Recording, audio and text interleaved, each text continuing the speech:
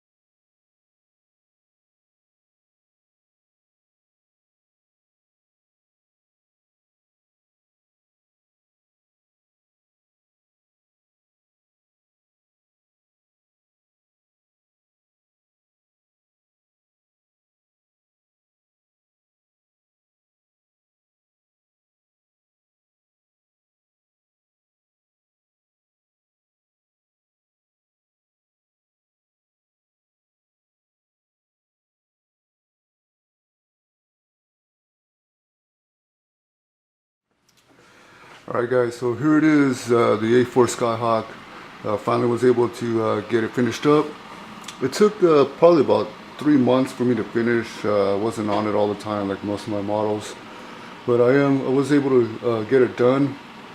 Okay, there might be a couple of pieces on here that I need to put on now that I look at it. I need to touch up.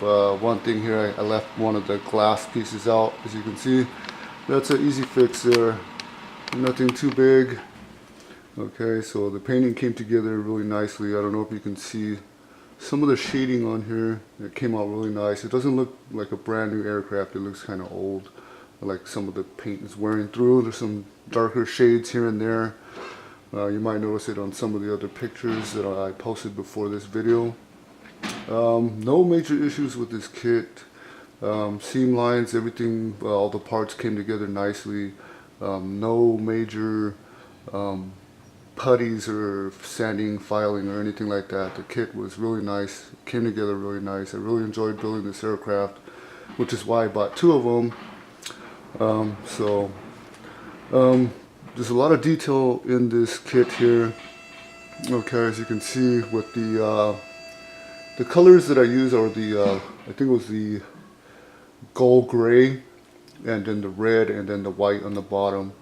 Okay, decals were okay. Didn't really conform the way I wanted them to on some of the decals, like this one here, and then on the black part here, on the black right here on the back. Didn't really conform properly. It did, but not like some of the other, like Edward and Rebels decals that conform really nicely to the panel lines. Okay, so I did, however, buy some of these remove before flight flags. They're 1/48 scale, but I think they're a little bit too big. So I ordered some 1/72 scale size ones, because these are definitely too big. As you can see on the front bomb there. Let me zoom in. It is touching the ground. As you can see, that one of them is touching the ground, so they're too long. Okay, they should be about maybe half the size, or they should just be smaller. But other than that, the kit was nice.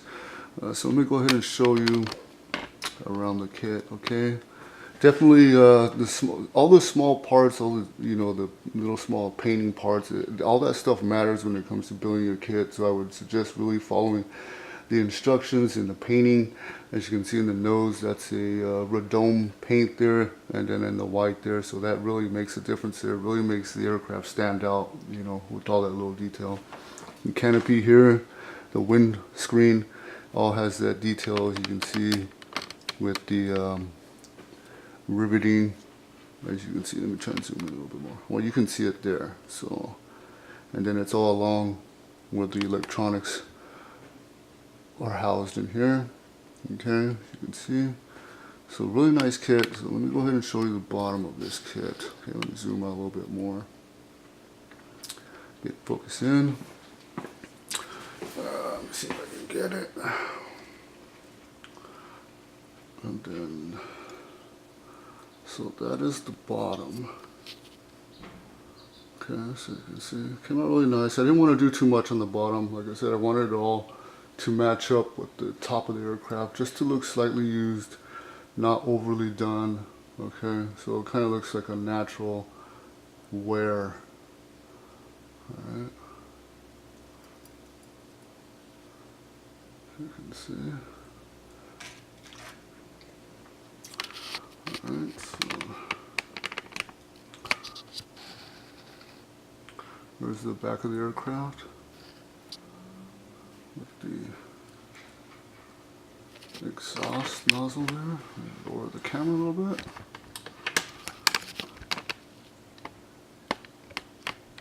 And clear that up. So there's that. Really enjoyable aircraft. One thing you might notice on some of the pictures is I left some of the pieces of the sprue up here because there's a little antenna that's up there, so I left those pieces there and I took them off after I was done. I didn't want that little piece to break, so I just left it there. Alright.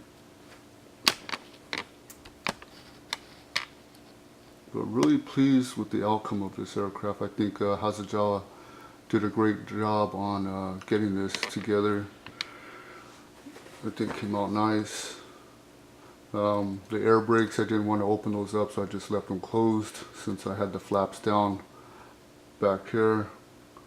Not really, well actually I'm not really sure if those are flaps or those are air brakes. They might be flaps as well. So, and this kit does not come with any of the pylons for the Mark 82s that I have here. Okay, I had to order that from another kit, or from Hasegawa. It was a separate kit. It comes with a whole bunch of pieces of bombs and pylons. Well, there's probably about let me see, two, four, maybe 6 pylons. 2 of the ones that you see here, and then 4 of the other ones that just carry the 3 bombs on the side. So I'm saving that for another aircraft, or maybe the next Skyhawk that I build, which is the Black Sheep. Okay. Didn't get any photo etch for the cockpit area because I was just going to keep it closed, so didn't want to go too far on that. But there it is. There's the aircraft. I hope you guys like it. I hope the lighting is okay in here. I'm in the garage, so I don't know how much lighting is coming in, but from my point of view it looks pretty good. But yeah, there it is.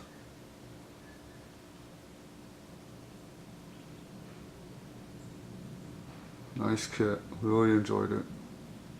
Looking forward to the second kit that I bought. And right now I'm starting on the A4 Skyhawk, or not the A4 Skyhawk, the AV-8B Harrier 2 Plus from Hasegawa. Alright, really good kit. Definitely would recommend this kit to anybody that was wanting to excuse me, build a A4 Skyhawk.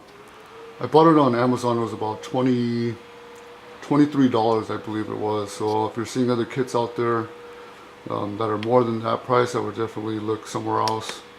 Try Amazon. Excuse me. Alright. But there it is.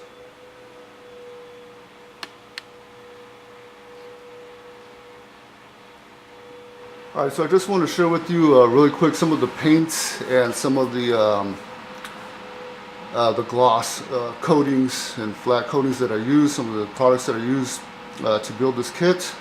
Okay, so this is the main color here was the Model Masters flat gold gray.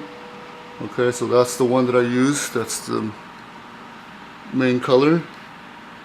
Okay, and then I used white, Tamiya's, or Model Masters flat white.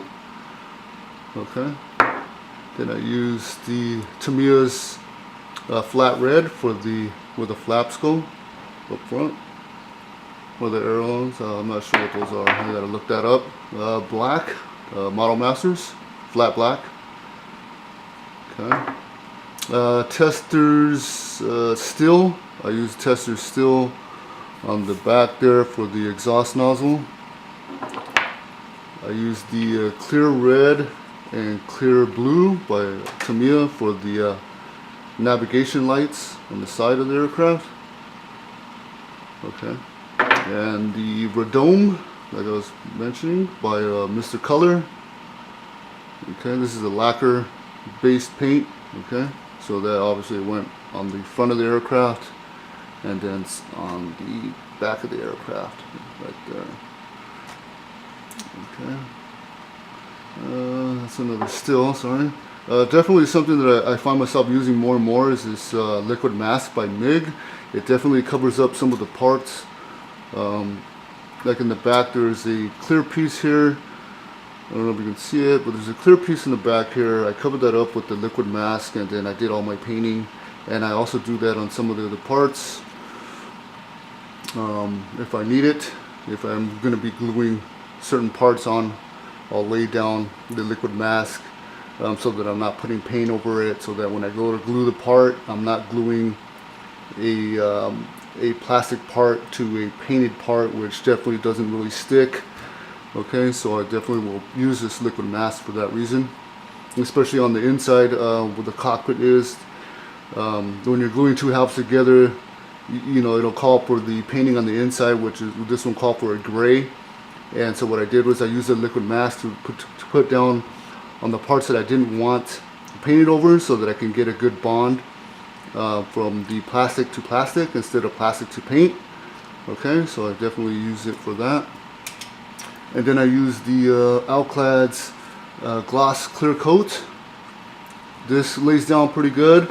The only problem I find with using this is if it can be a little tacky after you're painting it, and your fingerprints can show up on the aircraft. On this aircraft, luckily it didn't do that, but the aircraft was tacky for like a month after, and it just didn't seem to want to let up until I actually used the clear coat flat by Alclad. Okay, this definitely leaves it really flat, comes out really nice. I would say it definitely 2 go-overs and it's looking really flat, like it's supposed to be, like how I want it to be. Okay, it's not a matte finish or anything like that, it's actually flat. Alright, so but those are the things that I use for this aircraft. Just wanted to share that with you. There might be a couple other ones that I left out, like the gray. I used the Testers gray. It was the enamel for the inside of the cockpit area in the seat, ejector seat. Okay, so there's a couple things that aren't in there, but these are the major ones that I used when building this aircraft. Alright, so there that is. Oh, and another piece I left out is the arrestor hook on the back. I don't know if anybody knows that, so I have to put that on later. Alright.